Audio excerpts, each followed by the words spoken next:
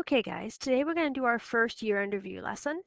The very first unit we did in the course was on radicals.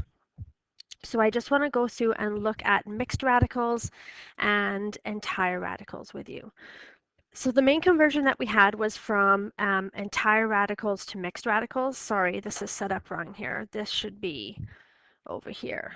And then that arrow is facing the wrong way. Oh, I'm off to a great start. Okay, so we want to go from an entire radical to a mixed radical.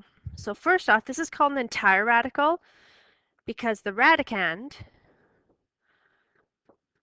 and then the coefficient is always equal to 1.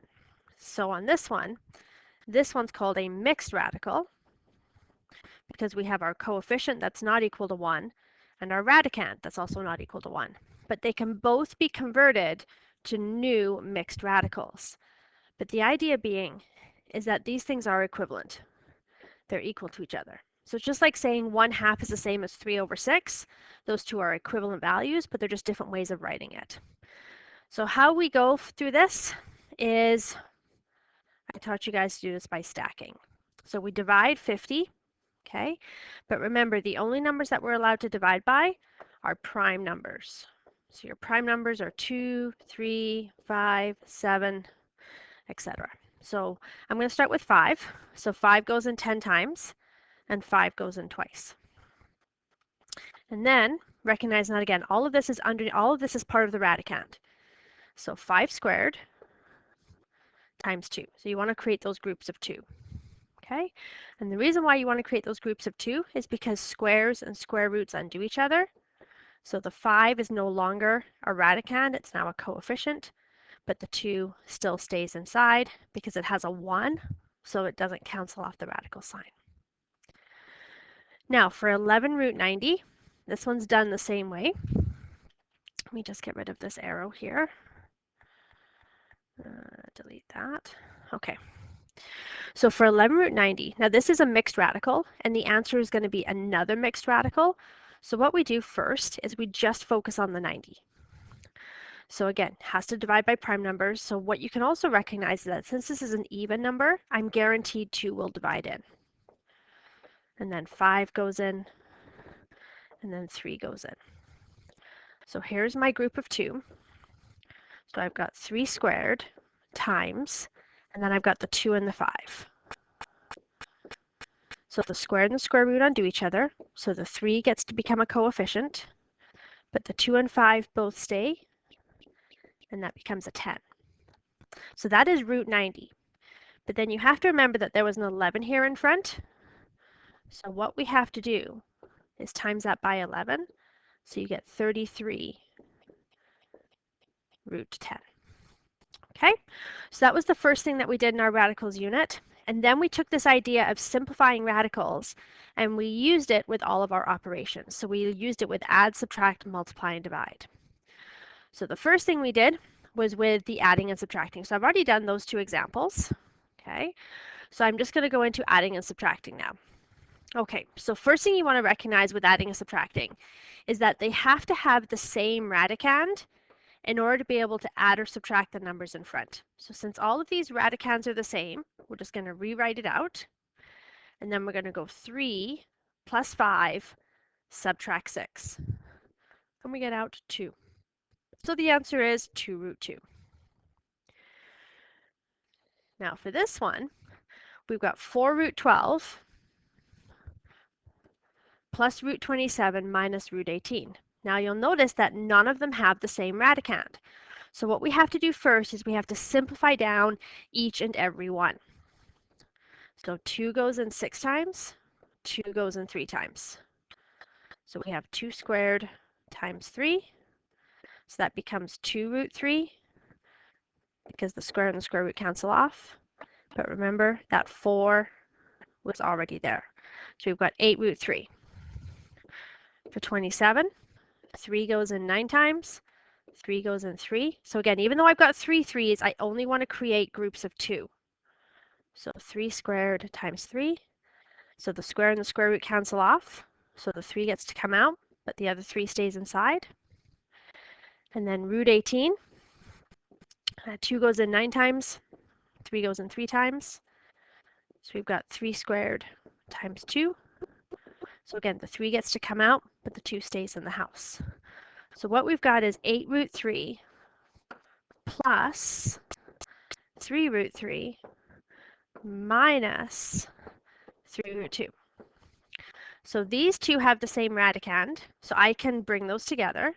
So 8 root 3 plus 3 root 3, so we write out the root 3, the radicand doesn't change, and 8 plus 3 is 11. And then 3 root 2, since they don't have the same radicand, this is now my final statement. Okay, so we're not trying to get it down to a singular radical, we're just trying to simplify it down as far as we can based on the rules that we have.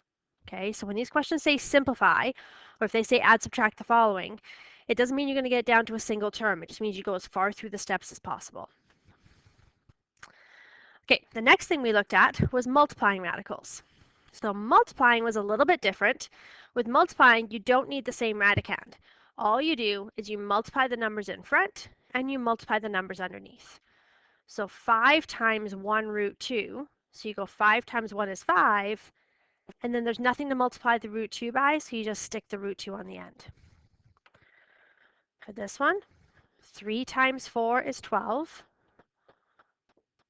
and then 3 times 3 is 9. Now, what you then have to do with multiply, you always have to remember that you then simplify down from there. So what is the square root of 9? Square root of 9 is 3. So the answer is 36. Okay, so not every answer is going to have a radical in it. If you end up with what's called a perfect square, for example, root 9, then it goes away. Now we then got into ones that had more terms. So again, we're just going to multiply this through the bracket, just like we did in grade 10 with our x's questions, our polynomials. We're just doing the same rules, we're just doing it with radicals. So I'm going to start off with 6 times 3 is 18, and 2 times 6 is 12. And then for my next term, 6 times negative 5. Now there's nothing to multiply the root 2 by, so it just gets stuck on the end. And then once you're done multiplying, you then simplify. And you will always simplify, or at least check to see if you can simplify after you have multiplied. So 12, 2 goes in 6 times, 2 goes in 3. So it's 2 squared times 3. So the 2 comes out, but there's already an 18 there. So it's 2 times 18 is 36, root 3, minus 30 root 2. You'll notice they don't have the same radicand, so that is as far as we can go. Okay, so what happens if you get a question with a squared? Well, same thing that you would do with numbers. So if you had 3 squared or 5 squared or 10 squared, that just means to times it by itself. So 10 squared means 10 times 10. So 3 root 5 plus root 2 squared means to times it by itself. So you guys kind of fell into 2 different categories. Some of you like to do tic-tac-toe, and some of you prefer to do FOIL. So we've got 3 root 5 plus root 2, and 3 root 5 plus root 2. So if we multiply here, so for the first one, we're going to go 3 times 3 is 9, 5 times 5 is 25. For this square down here, 3 times 1 is 3, 2 times 5 is 10. For this square here, 3 times 1 is 3, 2 times 5 is 10. And then for this square here, 1 times 1 is 1, 2 times 2 is 4. Now if you're doing FOIL, remember what you do with FOIL is you hide the second term, and then we're going to multiply this through. So we're going to go 3 times 3 is 9, 5 times 5 is 25, and then for this one, 3 times 1, 2 times 5. Now we're going to do the same thing, but this time we're going to hide the other term. So we're going to hide this one. So we're going to go 1 root 2 times 3 root 5, 1 root 2 times 1 root 2. So 1 root 2 times 3 root 5, 1 root 2 times 1 root 2. Notice the 4 terms here and the 4 terms here are exactly the same. So what you would do at this stage right here is you would just go and write them in a long line. So what foiling does, it just allows you to skip that step of writing them as a square, but you all end up at the same spot after that. So now once we're done the multiply, now we move into simplify. So what is the square root of 25? The square root of 25 is 5. Here we have 3 root 10 plus another 3 root 10. So that is 6 root 10, because remember the radicands are the same. So you just write it down and then you add the numbers in front. And then what is the square root of 4? Square root of 4 is 2. So we've got 45 plus 6 root 10 plus 2. So I've got 47 plus 6 root 10. And that is my final answer. Now, not all these questions can be simplified down this much. Typically, how you do the binomial times binomial, which is what we just did, if the brackets look a lot alike, or they have the same radicands in them, but maybe different coefficients, then there'll be lots of simplifying to do. But if they don't have a whole lot similarity between them, then there's not going to be very much simplifying down. Okay, next thing we did was dividing. So dividing radicals falls into two categories. The ones that we can divide evenly and the ones that we can't divide evenly.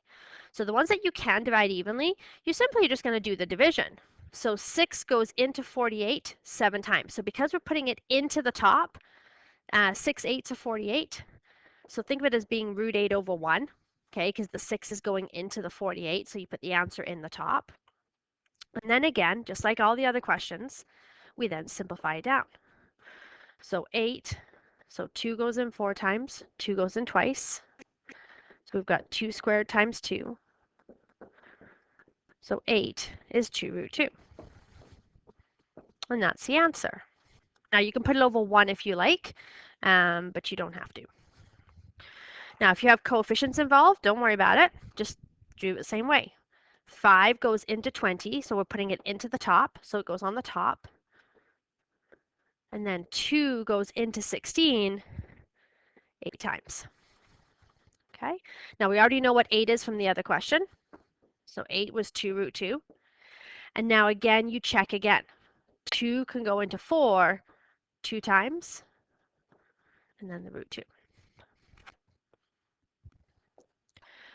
Okay, so those that don't divide evenly. Okay, so when you get to these questions, these ones, they will be earmarked for you.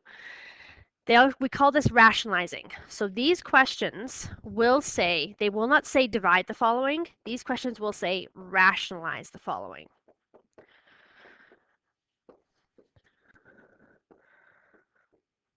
So what rationalize means is that in math, there's certain conventions that we have. There's certain ways that we want you to write the answer.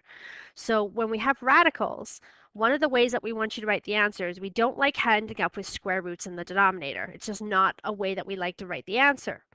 So you cannot divide 5 into 6 evenly. Okay, you can't do it. So because we can't divide, then the only choice that I have to do here is to do something called rationalizing.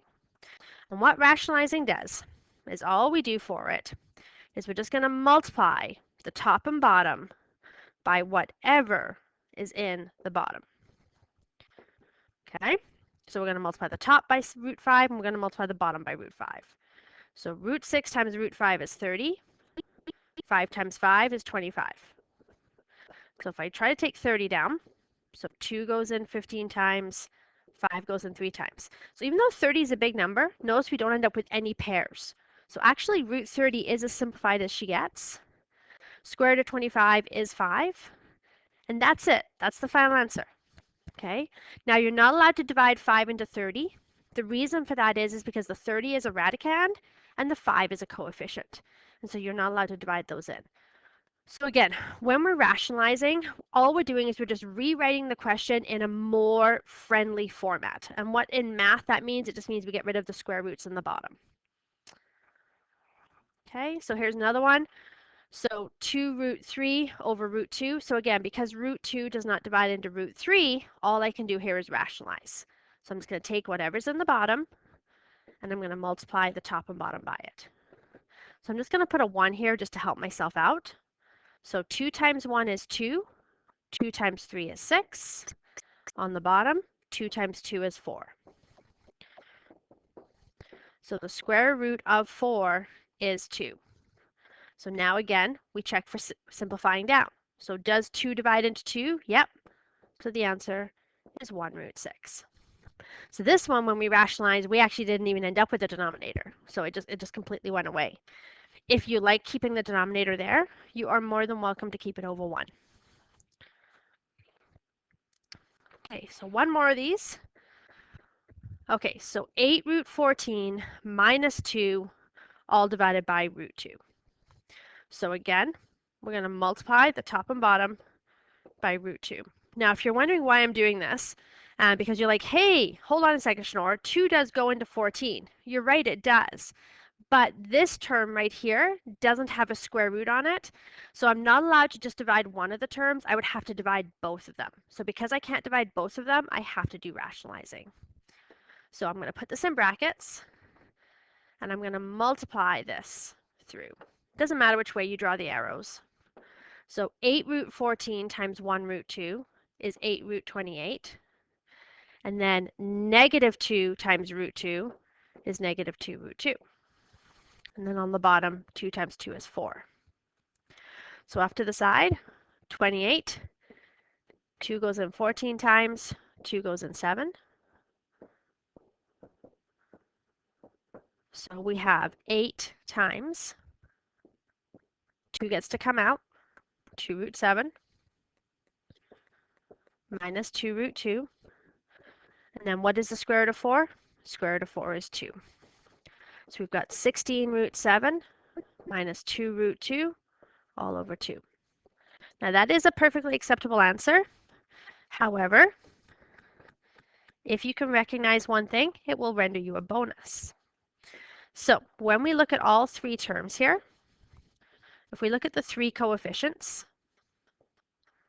okay, so in other words, not the radicands, but the coefficients, we'll notice that they can all be divided by 2. So if you were to go ahead and do that, so you have 8 root 7 minus 1 root 2 all over 1, that will get you a bonus. Now this one right here and this one right here are optional. You don't have to write them in, but if you do, it's not wrong either. Okay, let's just do a quick problem solving question. So it says the radius r of a cylinder can be found using the formula, there it is, the square root of v divided by pi times h equals r, where v is the volume in centimeters cubed and h is the height in centimeters. So don't worry about where the formula comes from. We just have to plunk the numbers in and let our calculator deal with it. So what is the radius of a cylinder if it has a volume of 200 cubic centimeters and a height of 6 centimeters? So we're looking for the radius. Okay, so we're looking for r. We know the volume is 200 and the height is 6. Now, when you plug this in on your calculator, just one thing to be very much aware of, because you're dividing by two numbers, you have to have those brackets there. Okay, so we've got square root of 200 divided by pi times 6. So the square root of 200 divided by, and then in brackets, pi times 6. And we get out 3.3. So it doesn't say how to round, so we'll just round it to the nearest tenth. So the radius is 3.3 centimeters. Okay, so that is our first unit review. There is an assignment attached on Google Classroom. Make sure that you go through it, please, and are capable of doing all the questions. And if you struggle on anything, please reach out and let me know. All right, we'll see you in the next one.